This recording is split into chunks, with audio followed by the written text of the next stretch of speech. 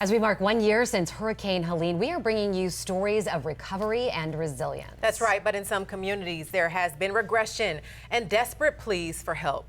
Tonight in Tallevast, we are uncovering how last year's storms made the community's toxic problem even worse. In the tiny town of Tallevast. Oh, this is beautiful in the afternoons. There's just one way in and one way out. And when a storm comes through, this is the only way out. Wanda Washington says the unpaved roads can keep them stuck. This gets really heavy in water. But the problem isn't just the water above the ground. It's the storm beneath the surface. When the water's standing, you're scared to walk in it. You just don't know what you're going to be faced with. For more than 30 years, the American Beryllium Company operated in the middle of this community. This is a real sick street.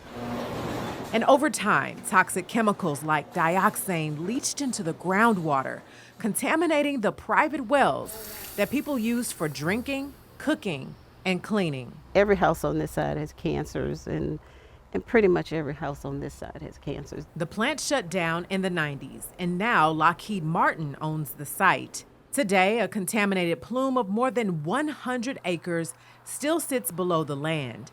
And while neighbors no longer drink from wells, they do get worried during storms. Yes. And for good reason. Yes. This letter from the environmental consulting firm Lockheed Martin pays for under a consent order with the state says last year's hurricanes made groundwater levels rise nearly 5 feet, causing this massive contaminated plume to spread. It also adds there's been little progress in shrinking the plume north of Tallevast Road, where many neighbors still live. My name is Allie Horns, and I've been a resident of Tallevast for 40 plus years. Allie lives 1 block from Washington on another unpaved street. And like other homes east of the train tracks, she relies on a septic tank. It upsets me. And when it storms, don't spill over. The toilets will, what I say, gurgle, something like that. And that means that, to me, that means that it's possibility it will overflow at any point. There's also fear of tainted groundwater coming in through septic backups. And that makes me think that the contamination is rising up again. Rising up as a reminder of the risk to her health. I was diagnosed in August of 21 with rectal cancer. I went through probably 6 or 8 weeks of chemo and radiation. At one point, Manatee County secured federal grant funding to get remaining Tallevast homes connected to sewer. This area is the septic tank. But 10 Investigates uncovered that leaders reallocated this money. We're the community that Manatee County doesn't care about. On this side of the track, we don't have sewer. We all still have septic tanks. However, the new businesses that have been built here, they have sewer. So we work hard for this community. We understand being disenfranchised. I understand they've been disenfranchised. Commissioner Mike Ron represents Tallevast.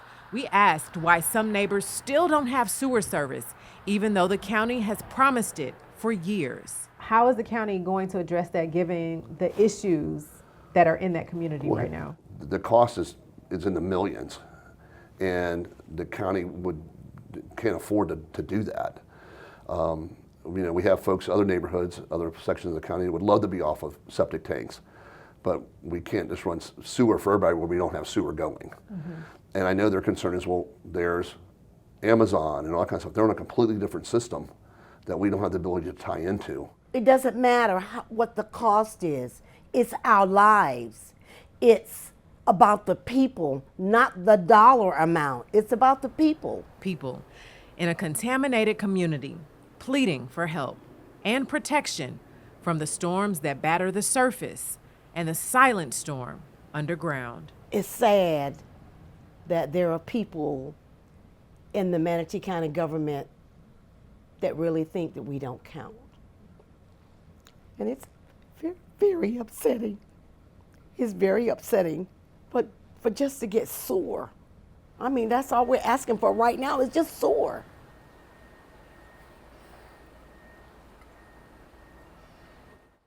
Now, Lockheed Martin is responsible for cleanup at Tallevast, and the Department of Environmental Protection oversees this effort. Lockheed did not respond to our request for comment, but DEP told me that the plume is shrinking and the hurricanes did not make it expand beyond what are called established compliance points. Although Tallevast experts say that can kind of be misleading because compliance points can be outside of the plume anyway.